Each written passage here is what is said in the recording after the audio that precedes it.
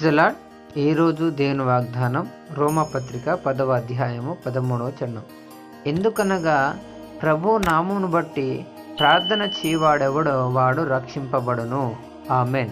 ఇక్కడ వాక్యమైన దేవుడు నీతో నాతో మాట్లాడుతున్నటువంటి మాట. ఎందుకంటే నేను యేసుక్రీస్తు ప్రభువారిని కలిగిన వారంగా ఉన్నట్లయితే ఇదిగో మనం నిశ్చయంగా రక్షించబడతాము, ఆ యొక్క నిత్య జీవాన్ని పొందుకుంటామనే వాక్యం ద్వారా దేవుడు మనతో మాట్లాడుతున్నాడు. ఎందుకంటే ఒక దినాన మనం ఈ లోకాన్ని విడిచిపెట్టే వారముగా ఇదిగో మనం మరణించే వారముగా ఉన్నాం. కాబట్టి ఎప్పుడైతే మనము మరణిస్తామో వెంటనే మనకు రెండే మార్గాలు ఉంటాయి, నిత్య జీవమా లేకపోతే నిత్య నరకమా అనేటువంటి.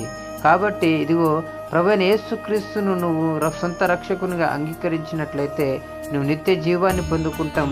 యుగ యుగాలు ఆ యొక్క సజీవుడైనటువంటి దేవునితో నీవు ఉంటావని దేవుడు ఈ లేఖన భాగం ద్వారా నీతో నాతో మాట్లాడుతున్నాడు. కాబట్టి ఇదిగో ఈ దినమే నువ్వు ప్రభువైన యేసుక్రీస్తును సొంత రక్షకునిగా అంగీకరించి ఆ యొక్క నిత్య జీవాన్ని పొందుకోవాలని వాక్యమైన దేవుడు మనతో మాట్లాడుతున్నాడు. కాబట్టి ఈరోజు మనతో మాట్లాడినటువంటి మాటలు నిశ్చయంగా దేవుడు జరిగించి ముగించునుగాక. Amen, amen, amen.